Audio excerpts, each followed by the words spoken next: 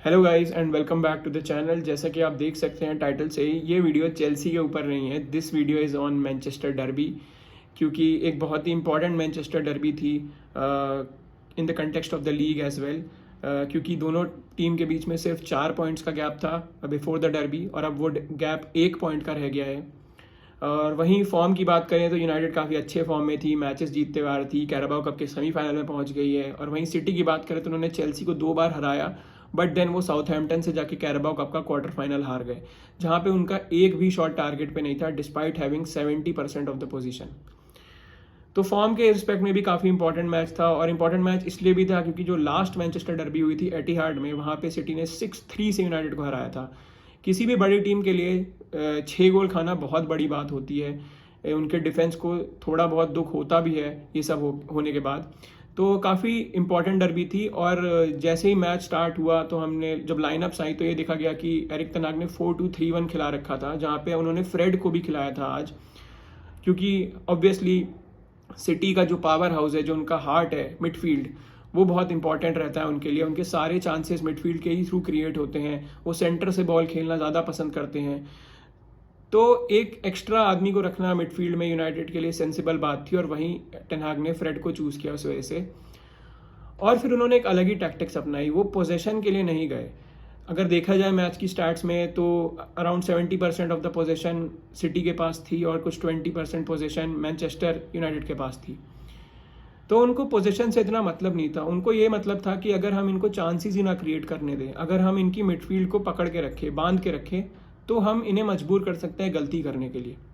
और वही हुआ। उन्होंने तीनों अपने मिडफील्डर को मैन मार्किंग के लिए लगा दिया, जहाँ पे फ्रेड जो थे वो केविन डिब्रायना पे लगे हुए थे, कैसेमीरो अपना बर्नार्डो सिल्वा पर, और एरिक्सन को रॉड्री पर लगा रखा था। और जब भी यूनाइटेड के पास बॉल नहीं थी, जो कि मेजोरिटी ऑफ द गेम नहीं थी, ये तीनों प्लेयर्स उन तीनों प्लेयर्स की परछाई बन के घूम रहे थे।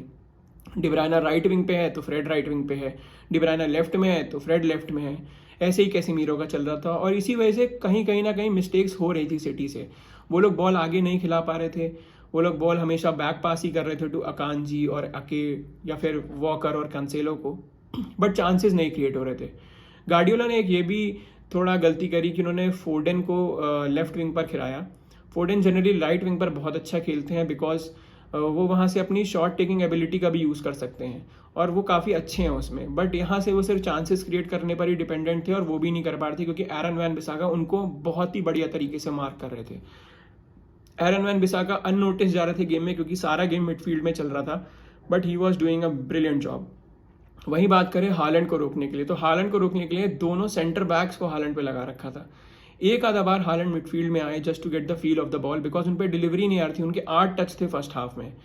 तो जब वो आगे आए तो ये देखा गया कि उनके साथ एक बार वरान आ गया है, एक बार शॉ भी आ गया है। तो मतलब दोनों सेंटर बैक्स उन्हें मार्क कर रहे थे कि एक पीछे रहेगा, अगर हालैंड बीच में जाते हैं गेम के तो उनके साथ एक डिफेंडर भी आगे जाएगा, which is a good thing. Man marking करने से आपने उनके प्लेयर्स को जगह ही नहीं दी, कोई रूम ही नहीं दिया कि वो चांसेस क्रिएट कर सके, और वहीं पे सिटी परेशान होने लगी। फिर पेप गार्डियोला ने एक सब्सटीट्यूशन किया, उन्होंने एक ट्रेडिशनल लेफ्ट विंग के प्लेयर ग्रीलिश को लेकर आए, और उन्हें इंस्टेंट सक्सेस भी मिल गई। ग्रीलिश ने गोल स्कोर कर दिया आते ही, जिसमें केविन डिब्रायना को एक ऐसा इंस्टेंस हुआ जब वो फ्रेड को बीट कर गए, and then he made that pass और गोल हो गया। बट उसके बाद again United back to basics, United वही करने लगी जो वो करते आ रहे थे, बिकॉज दिख रहा था फर्स्ट हाफ में कि United were the more dominant side when it comes to attack. Ederson 2-3 बार आगे आए थे, जहाँ पे गोल स्कोर हो सकता था, बट कहीं ना कहीं मिस हो गया या डिफेंड कर लिया गया। बट एक था कि हाँ ये लोग कर सकते हैं, तो वो वही बेसिक्स फॉलो करने लगे। उन्होंने एक आधा चेंजेस किए, वो मार्शियल को हटा के एंटनी को ले आए, थोड़ी क्रिएटिविटी बढ़ गई, एंड देन उन्होंने गर्नाचो को ले आए, एरिक्सन को हटा के, और ब्रूनो को मिडफील्ड में शिफ्ट कर दिया। तो वहीं पे फिर से वही हुआ, मैन मार्किंग के चक्कर में एक गलती हुई, एक टैकल आया, वहाँ से क्रॉस दिया गया। अब अगर पहले गोल की बात करी जाए तो वो डिपेंड करता है कि आप किस साइड से हैं। आप अगर डिफेंसिव साइड में हैं तो obviously you will say that it is an of side goal, because Rashford was actually interfering with the play. Even दोनों ने बॉल नहीं टच करी थी, वो बॉल के सामने थे, साथ साथ चल रहे थे, जिसकी वजह से अकांजी, जो कि बॉल उनसे बस 2-3 कदम ही पीछे थे, वो टैकल लिया, बॉल को क्लियर नहीं कर पाए। और इसी बस का फायदा उठा के ब्रूनो रन लेते हुए आए, और ब्रूनो काफी दूर थे उस टाइम पे बॉल पे। तो अकांजी अगर फ्रेड को उस पिक्चर से ही हटा दे तो अकांजी would have easily clear that ball, but again offside का रूल ऐसा है कि कितना भी पढ़ लो कुछ ना कुछ ऐसा हो जाता है कि समझ में ही नहीं आता है। तो यही रहा, पहला गोल ऐसे पड़ा। देन अगेन सेकंड गोल में दे वेंट ऑन, उन्होंने फिर से गलती करी, उनके मिडफील्ड ने, बॉल आई और अलेहांद्रो गर्नाचो, मतलब क्या बढ़िया टैलेंट है वो प्लेयर। मैं उनको और भी ज़्यादा खेलता हुआ देखना चाहता हूँ, बट वो ऐसे ही आते हैं सब्सटीट्यूट होते हुए या किसी छोटी टीम के अगेंस्ट रेगुलर खेलते हैं वो, but he can make a huge impact to this side.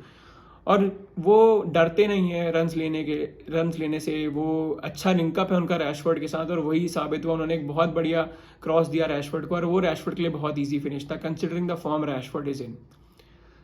तो यही लग रहा है। अब बात है कि मैनचेस्टर यूनाइटेड क्या वो टाइटल कंटेंडर्स हैं? तो हाँ, हो सकते हैं, they can be, because ultimately United are just 9 points behind Arsenal, और अभी सीजन आधा ही हुआ है and United is going to play Arsenal on Sunday. तो काफ़ी इंटरेस्टिंग टाइटल रेस हो सकती है। अगर यूनाइटेड उस गेम को जीत जाती है तो गैप 6 पॉइंट्स को रिड्यूस हो जाएगा, और आर्सेनल के अभी 2 मैचेस सिटी के अगेंस्ट भी बचे हैं। सिटी का थोड़ा टफ इसलिए लग रहा है because they are yet to play against Arsenal, they are yet to play against Tottenham, जो कि एक बोगी टीम है सिटी के लिए। हमेशा अच्छा परफॉर्म किया उन्होंने सिटी के अगेंस्ट, तो अभी दोनों गेम्स खेलने उन्हें 2-2 बार लीग के, तो काफ़ी मुश्किल हो सकता है सिटी के लिए। बट हाँ, यूनाइटेड अगर नेक्स्ट गेम जीत जाती है तो एक चांस बन सकता है यूनाइटेड के लिए टाइटल चार्ज के लिए। But ultimately Manchester went read this weekend and let's see how it goes forward. Guys, thanks for watching the video, and if you have not subscribed to the channel, please do subscribe, like the video and share it with your family and friends. Thank you.